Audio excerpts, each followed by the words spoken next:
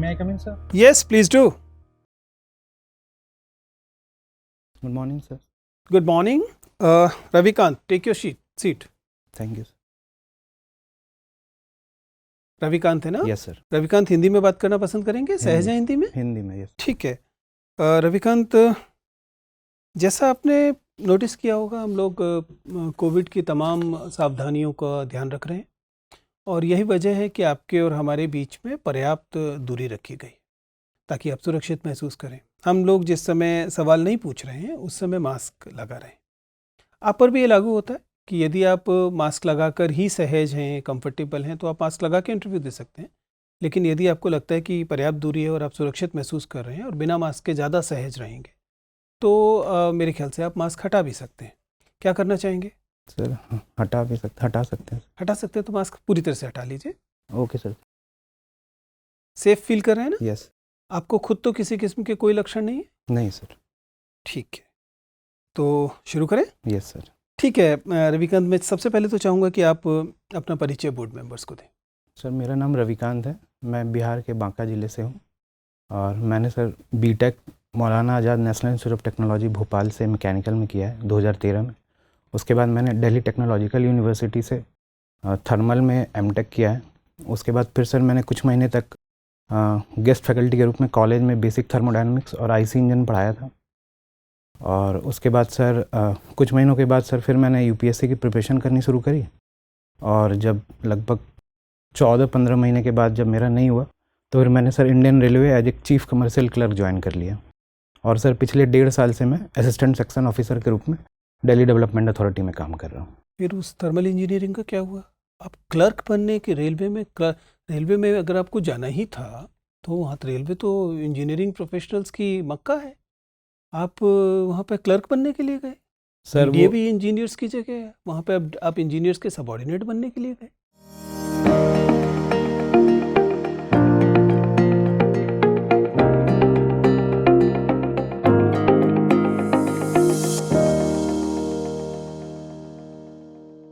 Sir दरअसल बात ये थी कि सर जब मैंने एमटेक किया, एमटेक करने के बाद फिर कुछ टाइम का ब्रेक हो गया तो फिर मेरी टेक्निकल स्पेसिफिकेशंस जो थी वो थोड़ी वीक हो गई और फिर मैंने इंडियन रेलवे की नॉन टेक्निकल पॉपुलर कैटेगरी की एक पोस्ट निकल दी है, कमर्शियल अप्रेंटिस, जो नॉन टेक्निकल पॉपुलर कैटेगरी में सबसे बेस्ट पोस्ट होती है। तो सर मैंने वो क्वालिफाई किया और एज ए कमर्शियल अप्रेंटिस मैंने सेंट्रल रेलवे ज्वाइन किया। स्टिल आपके अपने कोर कॉम्पिटेंस को लेकर इतने कम आत्मविश्वास की क्या वजह है? Maulana Azad national institute of technology, yes D T, the best institutions possible, आप वहाँ से पढ़कर आते हैं और आपके आत्मविश्वास का स्तर इतना कम होता है कि आप क्लर्क बनने की तरफ जाते हैं। ऐसे व्यक्ति को प्रशासन में क्यों आना चाहिए, इतने लो कॉन्फिडेंस के व्यक्ति को? सर दरअसल सर मैं जब यूपीएससी की तैयारी करना शुरू किया था तो उस टाइम पे फिर आमतौर पर जो लोग यूपीएससी की तैयारी करते हैं उससे उनकी पर्सनैलिटी में वैल्यू एडिशन होता है, महत्व बढ़ता है। आप अकेले कैंडिडेट ऐसे सामने आ रहे हैं जिसको यूपीएससी की तैयारी से उसका महत्व, उसका आत्मविश्वास घटा है। सर उस टाइम पे सर क्योंकि फाइनेंशियल स्टेबिलिटी के कारण सर ऐसा नहीं था कि सर एज ए मैंने करियर प्रोस्पेक्ट उसको चुना था। For the sake of financial stability मैंने उसे ज्वाइन किया। मैकेनिकल आपने पढ़ा है, आईसी इंजन आप पढ़ाते थे, मुझे बताइए कि एमपीएफआई इंजन एक कार्बोरेटर इंजन से कैसे अलग होता है? सर कार्बोरेटर इंजन में सर कार्बोरेटर यूज़ करते हैं और गुड, एमपीएफआई में एमपीएफआई यूज़ करते हैं। Sir Am I talking to an engineer? Sorry sir M P F I engine जो मुझे अभी याद आ रहा है। What is the function of carburetor? Sir carburettor sir fuel और एयर मिक्सचर को सिलेंडर में पंप करता है। So how does we attain this thing in MPFI? Sir M P F I में How do we get oxygen in cylinder for in MPFI engine? Sir अभी तो याद नहीं आ रहा। नहीं याद आ रहा। मल्टी पॉइंट फ्यूल इंजेक्शन जो होता है उसमें कितने पॉइंट्स होते हैं? एक होते हैं सर। एक 6 सिलेंडर अगर एक इंजन होगा, यस सर। तो उसकी जो क्रैंक शाफ्ट होगी उसमें कितने लूप्स होंगे? पता नहीं सर अभी। नहीं बता रहे। एक कैम शाफ्ट और क्रैंक शाफ्ट में अंतर क्या है? सर कैम शाफ्ट होता है सर जब क्रैंक शाफ्ट होता है सर जब पिस्टन मूव करते हैं, जब स्ट्रोक्स लगते हैं पिस्टन के अंदर, जब सिलेंडर के अंदर सारे स्ट्रोक्स लगते हैं तो कैम शाफ्ट सर पिस्टन को ऊपर नीचे करता है, क्रैंक शाफ्ट पिस्टन को ऊपर नीचे करता है। Cam shaft sir crank shaft piston को ऊपर नीचे करता है या पिस्टन क्रैंक शाफ्ट को रोटेट करता है? हाँ सर, वही पिस्टन क्रैंकशाफ्ट को रोटेट करता है। ठीक है, the power is transferred from cylinders to the wheel. Yes sir. ठीक है, यस। और कैम्पशाफ्ट क्या करता है फिर? सर कैमशाफ्ट का काम है जब इनलेट और आउटलेट पोर्ट को हैंडल करना, इसके अलावा सर फ्यूल को इंजेक्ट करना, ये सर कैमशाफ्ट का। अभी आप एएसओ हैं। Yes sir.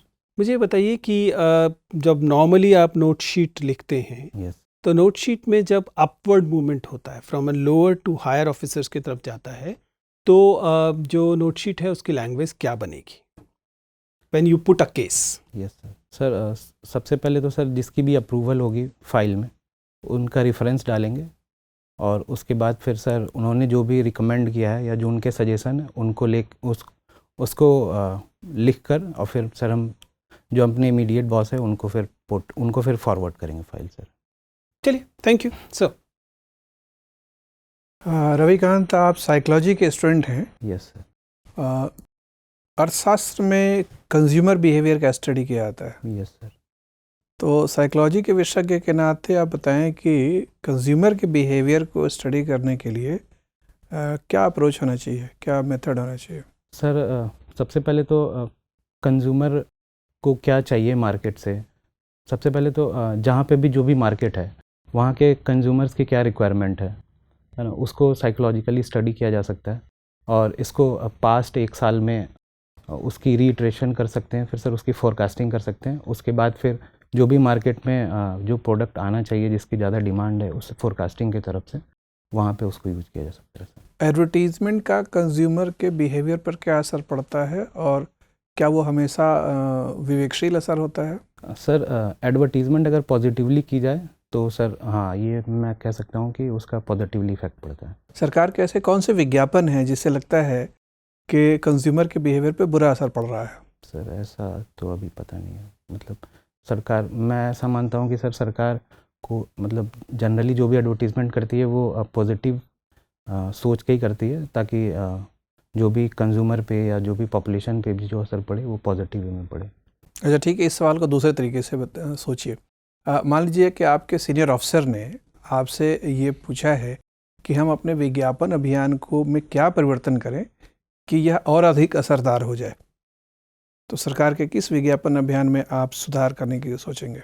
सर ऐसा तो अभी याद नहीं आ रहा। आपको लग रहा है कि सरकार के सारे विज्ञापन अभियान सही चल रहे हैं? नहीं, ऐसा होगा तो नहीं, कुछ तो इम्प्रूवमेंट की ज़रूरत और स्कोप तो हमेशा रहता है, बट सर अभी ऐसा कोई विज्ञापन तो याद नहीं आ रहा। अच्छा, किसानों के साथ सरकार को जो बातचीत करनी है उसके बारे में भी सरकार विज्ञापन कर रही है। अच्छा, किस तरह का विज्ञापन सरकार कर रही है उसके बारे में, या सरकार के अंदर बैठे कुछ अधिकारी कर रहे हैं, मंत्री? सर वो जैसा मतलब मुझे अभी तक पता है कि सरकार जो भी पॉजिटिव चीज़ें हैं, जो 3 अभी फार्म बिल आए हैं, उसके क्या क्या फ़ायदे हो सकते हैं, इसको सर सरकार विभिन्न सोशल मीडिया चैनल्स के थ्रू प्रोपगेट कर रही है, ताकि लोगों को पता चल सके कि जो भी डिस्प्यूट हैं फार्मर्स और जो आंदोलन वगैरह हो रहे हैं उनको सॉर्ट आउट किया जा सके, और जो एग्जैक्ट जो फोकस है सरकार का वहाँ पे जा सके, वहाँ पे लोगों का जा सके। अच्छा, एक शरारत करने वाले बच्चे को अगर हम शैतान कह देते हैं तो उससे उसके मन पर क्या असर पड़ता है? सर ये इमीडिएटली तो बुरा असर पड़ता है, बुरा असर पड़ सकता है, बट सर ये एक तरह से एक एवर्सिव टेक्निक है, ताकि अगर कोई शरारत कर रहा है तो अगर हम उसे शैतान करते हैं तो इसका मतलब है क्या कि सर हम उसे वो जो बिहेवियर है उसको रिपीट करने से हम रोक रहे हैं। तो इससे क्या होगा कि सर वो जो बुरा स्वभाव या जो बुरी, जैसे आपने बोला कि शैतानी कर रहा है, वो शैतानी नहीं कर रहा है, शरारत कर रहा है। शरारत कर रहा है, तो सर वो उसके बाद दोबारा सर वो वाली बिहेवियर जो होगी वो रिपीट नहीं होगी। इसका मतलब कि आपको लगता है कि मनोवैज्ञानिक के रूप में गाली सामाजिक व्यवहार में एक उपयोगी आचरण है?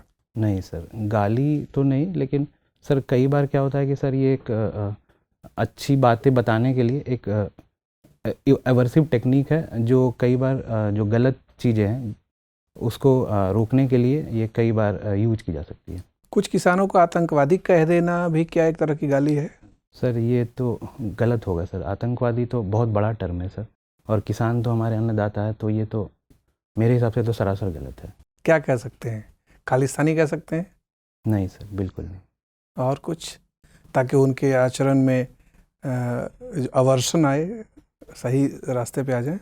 सर मतलब ऐसा मैं समझता हूँ कि सर यहाँ पे दो अलग अलग स्टेक होल्डर्स हैं और हो सकता है कि कुछ मिसकम्युनिकेशन के कारण दोनों में तालमेल सही बैठ नहीं रहा है। इस कारण से दोनों अपनी अपनी मांग, सरकार अपनी तरफ से जो भी उन्होंने अच्छा, मनोविज्ञान के आधुनिक सिद्धांत क्या मानता है कि दंड नीति द्वारा हम आचरण में बेहतर सुधार कर सकते हैं या प्रोत्साहन नीति द्वारा? सर हमेशा प्रोत्साहन नीति दंड नीति से ज़्यादा बेहतर होती है सर। तो किसानों के संदर्भ में हम क्या प्रोत्साहन नीति अपना सकते हैं? सर सबसे पहले तो उनको इनकॉर्पोरेट करना चाहिए। जैसे कि जब भी ये फार्म बिल जब पास हो गया है तो उनको जैसे किसान मेन स्टेक होल्डर्स हैं जो फार्म बिल में, तो गवर्नमेंट को उनसे बातचीत करनी चाहिए, उनका से को स्थान देना चाहिए, उनसे बात करके पूछना चाहिए कि क्या दिक्कत है और जो भी। ठीक है, मेरी तरफ से अंतिम सवाल, विज्ञापन में और प्रोपेगेंडा में या अर्थात एडवर्टीजमेंट और प्रोपेगेंडा में क्या फ़र्क होता है? सर प्रोपेगेंडा वो होता है जो कोई पार्टी जो प्रोपेगेंडा कर रहा है वो अपने हिडन इशूज़ या फिर कुछ अपना कोई बात होगी अपनी, उसे पुश करने के लिए, अपनी बात मनवाने के लिए वो इस टूल को अपने साइड से यूज़ कर सकते हैं। जबकि एडवर्टीज़मेंट वो होता है सर कि एक तो एडवर्टीज़मेंट एक पॉजिटिव वे में है और ये जो अच्छी चीज़ें हैं उसको बाहर लाने के लिए यूज किया सकता है। ठीक है। रविकांत जी, यस रविकांत जी मुझे बांका डिस्ट्रिक्ट का सेक्स रेशियो बताएंगे? Yes sir 908 908। बिहार राज्य का सेक्स रेशियो कितना है? सर 925 925 है। यस सर, अभी तो यही याद है। आप श्योर हैं? नहीं सर, श्योर नहीं है, कोई बात नहीं।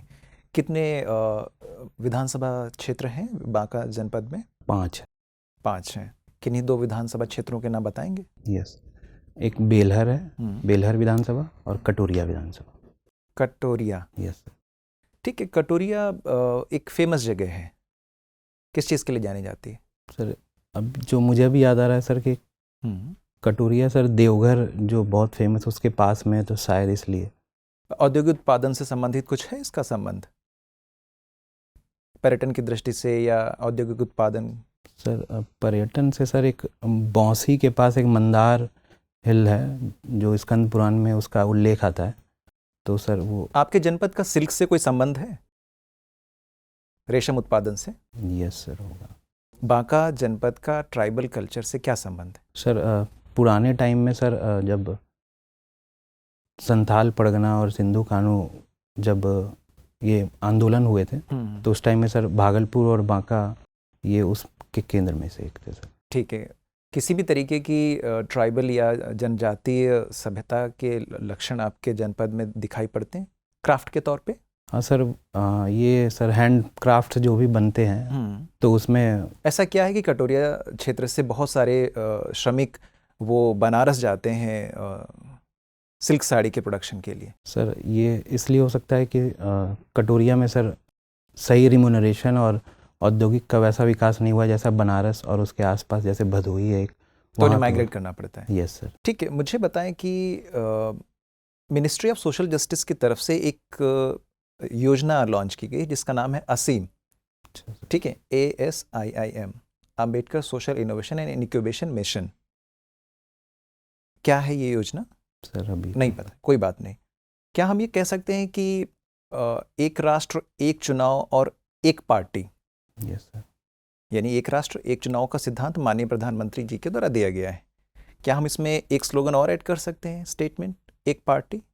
क्योंकि अंतोगत्वा ये एक पार्टी की तरफ लेकर जाएगा। नहीं सर, एक पार्टी तो ये सर जैसे हमारा जो डेमोक्रेसी है वहाँ ये तो मल्टी पार्टी है, तो एक पार्टी में फिर सर ये अथॉरिटेरियज्म और डिक्टेटोरियल से की तरफ पुश हो जाएगा, इसलिए एक पार्टी होना। यानी ये संभावना को निगेट करता है, ऐसा कुछ भी नहीं, आप ऐसा मान के चलते हैं? सर एक राष्ट्र एक चुनाव एक राजनीतिक दल को जन्म देगा, ऐसा आप नहीं मानते हैं? सर एक राष्ट्र और एक चुनाव और एक पार्टी, सर ये तीनों सही नहीं है। एक राष्ट्र तो ठीक है यहाँ तक, फिर एक चुनाव अगर आएंगे तो सर एक चुनाव में भी काफ़ी सारी दिक्कतें हैं, तो ये भी प्रैक्टिकली फीजिबल नहीं है। जब राष्ट्र एक है और इसमें काफ़ी सारी सांस्कृतिक विविधताएं भी हैं और लोगों के विभिन्न मत भी हैं, तो फिर चुनाव भी अलग अलग समय पे हों तो क्या तकलीफ है? ऐसा सरकार क्यों पुश कर रही है कि एक ही समय में सारे चुनाव हों, विधानसभाओं के हों, लोकसभा के भी हों साथ ही साथ? क्या फ़ायदे सरकार गिना रही है? सर एक चुनाव होगा तो सरकार का ऐसा कहना है कि सर जो पॉलिसी पैरालिसिस होती है, जैसे जब भी इलेक्शन होते हैं विधानसभा के होते हैं, बीच में फिर लोकसभा का 5 साल के बाद होता है, फिर अलग अलग भिन्न भिन्न राज्यों में विधानसभा का जो इलेक्शन होता है, तो उसके तो कारण पॉलिसी पैरालिसिस एक है, और बताएं दूसरा? और इसके अलावा सर जो पैरामिलिट्री फोर्सेस इन सब को फिर यूज़ करना पड़ता है, जो कि कहीं ठीक है, और लॉजिस्टिकल सपोर्ट में। Yes, sir. और तीसरा? सर इसके अलावा सर ब्यूरोक्रेसी भी हिंडर होती है, और सर बहुत सारा एक्सपेंडिचर ही बहुत सारा मैं बढ़ समझ जाता रहा हूं है। आपकी Yes, बात। sir. मुझे अंतिम प्रश्न का जवाब दें कि अभी आपने सर के साथ वार्ताक्रम के दरमियान आतंकवादी शब्द का इस्तेमाल किया कि वो किसान के संदर्भ में। मुझे बताएं कि आतंकवादी, अतिवादी और अराजकतावादी में क्या अंतर है? सर आतंकवादी वो होते हैं जो उदाहरण के साथ बताएं। हाँ सर, जो टेरर का यूज़ करके ठीक है, टेरर का यूज़ करते हैं एज ए फियर, और ताकि वो अपने पॉलिटिकल आइडियोलॉजिकल समझ गया। हाँ। और दूसरा सर क्या बताया? अतिवादी, सर- एक्सट्रीमिस्ट।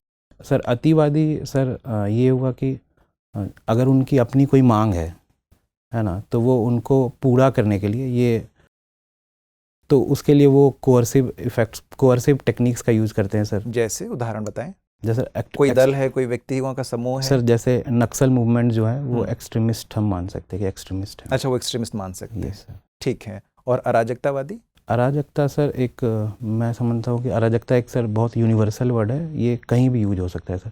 अराजकता वो हुआ जो एब नॉर्मल चीज़ें हैं, जैसे सरकार मतलब गांधी अराजकतावादी थे ऐसा मान के चलते हैं आप? नहीं सर, बिल्कुल नहीं। कई सारे लोग मान के चलते हैं। सर वो उनका मानना हो सकता है सर, लेकिन ऐसा ठीक है। हाँ। ओके, रविकांत, आपने मेंशन किया कि आपको फुटबॉल पसंद है। Yes sir. कोविड टाइम्स में फुटबॉल जैसे खेलों में, फील्ड के गेम्स में बायो बबल का इस्तेमाल की बात चली थी, क्या होता है? सर सबसे पहले तो जितने भी प्लेयर्स होते हैं और सपोर्ट स्टाफ और मैनेजमेंट और कोच और सारे जो भी स्टेक होल्डर्स होते हैं, जो भी प्लेयर्स होते हैं, प्लेयर्स के साथ जितने भी लोग होते हैं, उनको सबसे पहले तो क्वारंटीन किया जाता है। और एक बायो बबल का मतलब हुआ कि सर उन लोगों को एक साथ ही मूव करना है, और जो नॉन स्टेक होल्डर्स हैं उनके साथ मिलना नहीं है, और सारे प्रोटोकॉल जो कोविड के हैं उनको फॉलो करना है। तो इस कारण से सर एक बायो बबल बनाया गया, जिसके कारण उसमें उनको रखा जाता है। आपको लगता है कि ये तकनीक ने काम किया है, या इसके बावजूद फुटबॉल की फील्ड में बार बार इन्फेक्शंस के समाचार आए? सर ज़्यादातर केस में तो ये काम आया है, सिवाय जब तक कि किसी ने कोई बायो बबल किसी ने ब्रीच नहीं किया है। अगर किसी ने बायो बबल ब्रीच किया है, तभी ऐसा सुनने में आया है क्या कि कोविड के कुछ केसेस हुए हैं। अदरवाइज़ अगर जिसने भी बायो बबल में रहे और उन्होंने सारे प्रोटोकॉल्स को फॉलो किया, तो अभी तक तो ऐसा केसेस नहीं आए कि कोई। लेकिन अगर बायो बबल ब्रीच हुआ था तो फिर बायो बबल के अंदर और बाहर का अंतर समाप्त हो जाना चाहिए था, फिर उसके बाद सब लोगों को हो जाना चाहिए था। ऐसा भी नहीं हुआ किसी जगह पर। सर कोविड सर ये ऐसा नहीं है कि अगर मतलब मल्टी पार्टी प्रोपगेट नहीं होता है। ये सर ऐसा है कि अगर केस टू केस बेसिस पे अगर किसी की इम्यूनिटी अच्छी है, तो ये हो सकता है कि बाकी लोगों को ना हो। तो उस केस में सर ऐसा ज़रूरी नहीं है कि किसी ने अगर बायो बबल ब्रीच किया ही है तो उसे कोरोना या कोविड हो जाए। आप मौलाना आज़ाद NIT से पढ़े हैं। यस। कौन थे मौलाना आज़ाद? क्या उनकी भूमिका है स्वतंत्र भारत? सर मौलाना आज़ाद सबसे पहले तो कांग्रेस के यंगेस्ट प्रेसिडेंट रहे, कांग्रेस सेशन के यंगेस्ट प्रेसिडेंट रहे। इसके अलावा सर उन्होंने शिक्षा के क्षेत्र में काफ़ी योगदान दिया है भारत को, और जब आज़ादी के टाइम में भी उन्होंने स्वतंत्रता संग्राम में काफ़ी अहम भूमिका निभाई है। मैंने कहा कि स्वतंत्र भारत में उनका क्या योगदान है, स्पेसिफिक बताइए। सर सबसे पहले तो वो स्वतंत्र भारत के पहले शिक्षा मंत्री रहे। ठीक है। और उन्होंने सर शिक्षा के क्षेत्र में अभी एग्जैक्टली याद नहीं आ रहा है। नहीं याद आ रहा है, चलिए कोई बात नहीं। बस जाते जाते मुझे ये बता दीजिए, आप तो DTU से भी पढ़े हैं? Yes sir. थर्मल पढ़े हैं? Yes sir. DTU के 50 किलोमीटर के दायरे में आने वाले थर्मल पावर स्टेशंस के नाम बताइए। सर एक तो NTPC बदरपुर है, बंद हो चुका है। और बताइए। अभी तो आप DTU में रहे और आपको आसपास के थर्मल पावर स्टेशंस भी नहीं पता? नहीं सर। DTU जिस कॉलोनी में है उसी में एक थर्मल पावर स्टेशन है, नहीं पता। चलिए कोई बात नहीं, देख लीजिएगा। रविकांत, आपसे बात करके अच्छा लगा। आपका इंटरव्यू समाप्त होता है, आप जा सकते हैं। Thank you sir.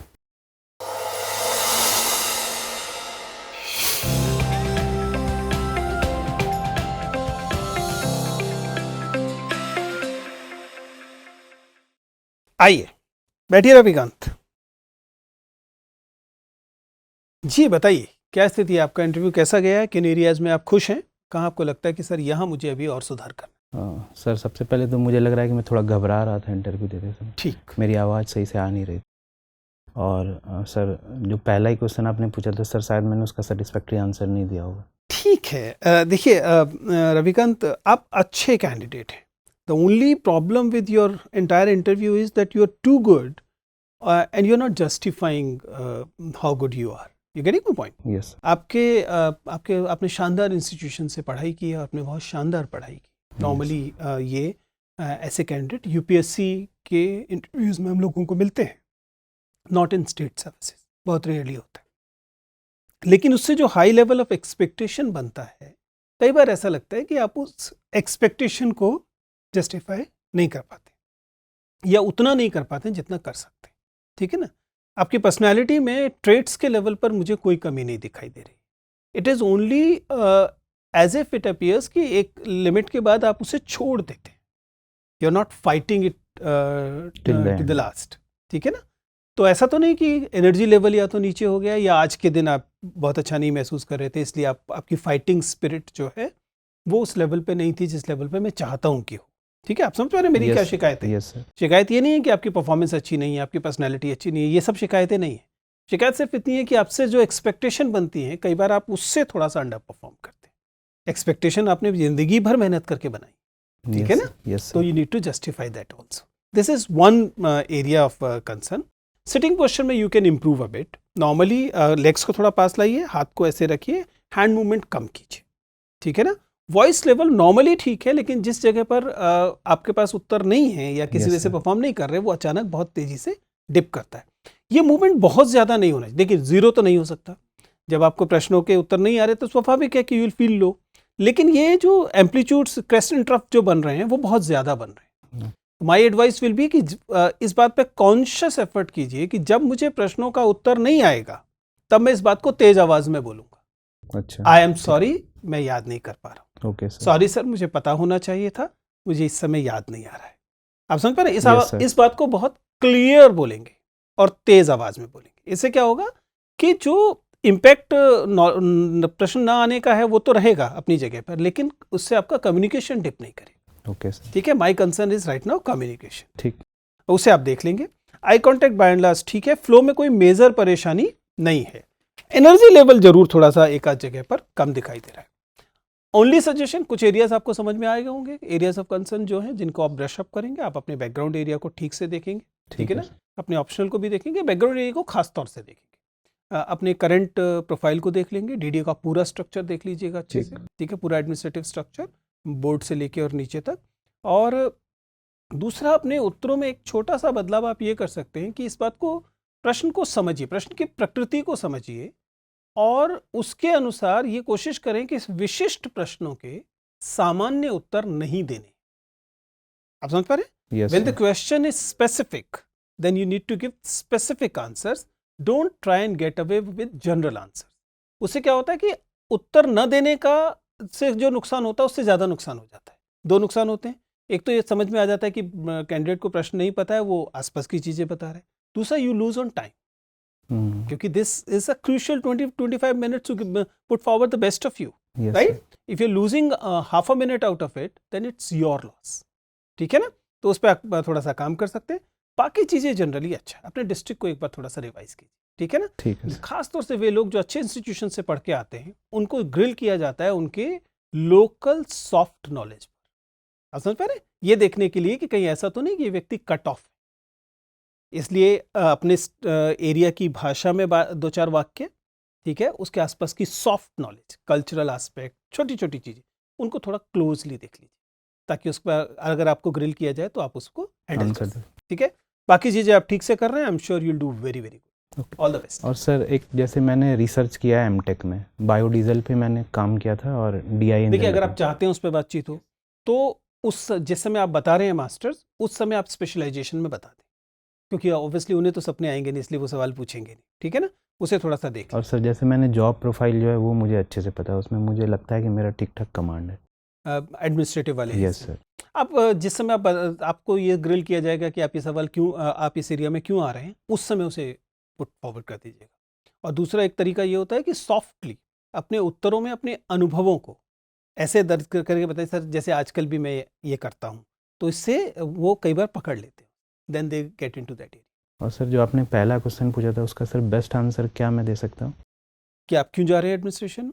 नहीं सर, आपने बोला सर मैंने इतने अच्छे मतलब अच्छे वो ठीक है। सी मैं हमेशा से कहता हूँ कि अपने एफिलिएशंस पे प्राइड एक्सप्रेस कीजिए। Okay sir. जैसे ही ऐसी बात आती है कहिए sir yes I have studied from Maulana Azad, I have studied in DTU, I have learn a lot from these places and I take pride. You getting my point? Yes sir. तो उससे ऐसा नहीं लगेगा कि आप उसकी मतलब आप फिर उसके बाद आप एक सॉफ्टली वाक्य डाल सकते हैं, लेकिन यहाँ जब से पढ़ने के बाद जिन इंस्टीट्यूशंस में अब मैं काम कर रहा हूँ वहाँ पर इसकी वैल्यू को लेकर ही गया हूँ। मुझे नहीं लगता कि मैंने उनकी मतलब उनके ब्रांड के साथ कोई अन्याय किया। ठीक है, all the best. Thank you sir.